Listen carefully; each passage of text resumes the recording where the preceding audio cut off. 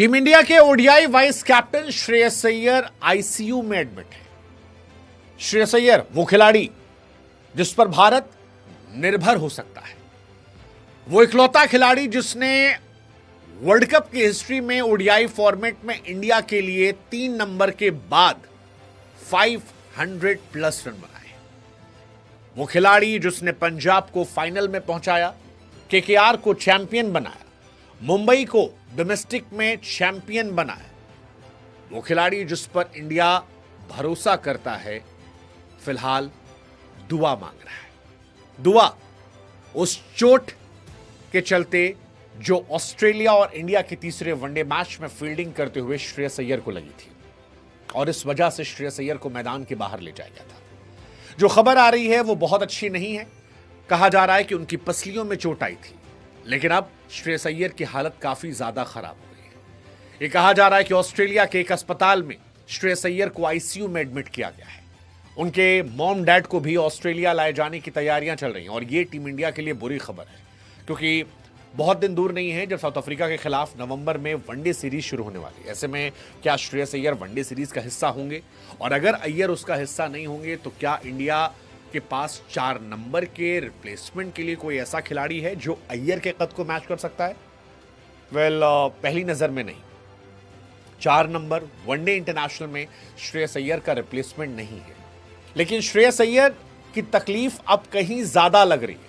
श्रेयस अय्यर को शुरुआत में ऐसा लगा कि हल्की फुल्की चोट है, लेकिन अब जो सिडनी के अस्पताल से खबर आ रही है वो ये कि वो आईसीयू में है और आईसीयू में जाना ही अपने आप में एक गंभीरता का परिचय दे देता है।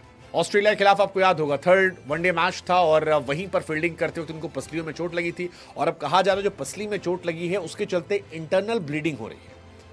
दरअसल श्रेयस अय्यर आपको याद होगा एक बहुत कमाल कैच पकड़ा था, बैकवर्ड पॉइंट से पीछे की तरफ दौड़ते हुए आए थे और एलेक्स कैरी का एक शानदार कैच गिरते हुए पकड़ा था। लेकिन जब उस कैच को वो पकड़ रहे थे और गिरे थे तो उस दौरान उनकी पसली में चोट लग गई थी। वो ड्रेसिंग रूम लौट गए थे, बैटिंग करने का मौका नहीं मिला क्योंकि बैटिंग विकेट गिरे। 3 नंबर पर विराट कोहली आए और विराट और रोहित ने वो मैच फिनिश कर दिया था। रोहित शर्मा ने शतक लगाया था, विराट ने शतक लगाया था और इंडिया मैच जीत गई थी।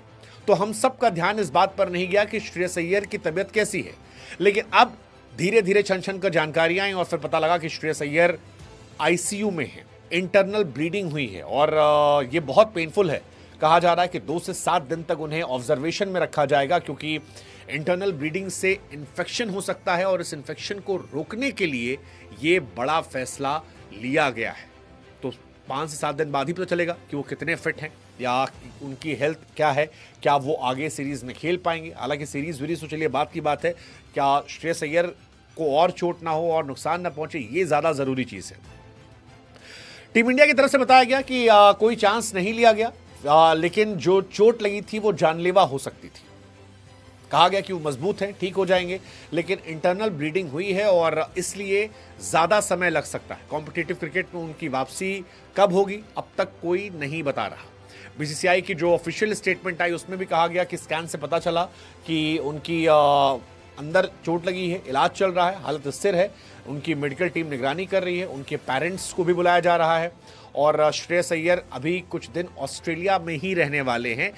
वहीं पर उनकी हालत को देखा जाएगा। उनके माता पिता का वीजा करवाया गया है ताकि वो जाकर उनसे मुलाकात कर सके।